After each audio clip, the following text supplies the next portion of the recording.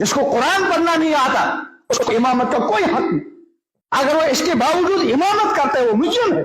چاہے وہ اتنا بہترین خطیب ہو تو اس کے واضح نصیحت سے پتھر کیوں ٹوٹ جاتے ہوں, ہر آنکھ سے آنسو کیوں نہ بہ رہے ہوں, اگر اس کو قرآن پڑھنا نہیں آتا وہ مصلی کے لائق نہیں. تو یاد رکھیں مجرم ہے وہ انتظامیہ والے جن کو معلوم ہے کہ امام اتنا قرآن غلط پڑھتا ہے کہ اس کی نماز ہی نہیں آتی پھر بھی اس کو لگا رکھا ہے.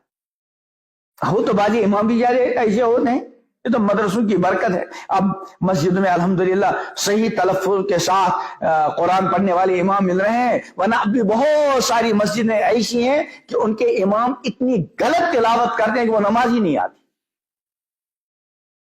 اور یاد رکھیں جب امام منتخب کرنا ہو مسجد انتظامیہ کی ذمہ داریوں میں سے, اس امام کے اندر سب سے پہلے یہ دیکھیں کہ اس کو اچھا قرآن پڑھنا آتا بھی ہے کہ سب سے پہلا امتحان قرآن میں. اگر وہ قرآن میں فیل نکلا اب آپ کو مزید پوچھنے کی ضرورت نہیں, وہ ہے ہی نہیں امامت کے لائق. چاہے وہ اتنا بہترین خطیب ہو تو اس کے واضح نصیحت سے پتھر کیوں ٹوٹ جاتے ہوں, ہر آنکھ سے آنسو کیوں نہ بہ رہے ہوں, اگر اس کو قرآن پڑھنا نہیں آتا وہ مصلی کے لائق نہیں. اور مجرم ہے وہ انتظامیہ جو غلط قرآن پڑھنے والوں کے کو امام منتخب کرتے ہیں.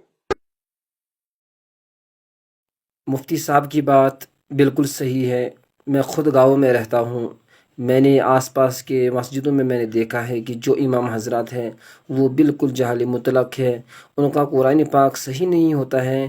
ایسے امام ہوتے ہیں کہ دل تو اچھا نہیں, کہ دل کو تقریباً ہی اچھا نہیں لگتا کہ ان کی پیچھے نماز پڑھے, لیکن کہتے ہیں کہ اگر کوئی صحیح بات ہوتی وہ فتنہ بن جاتی ہے.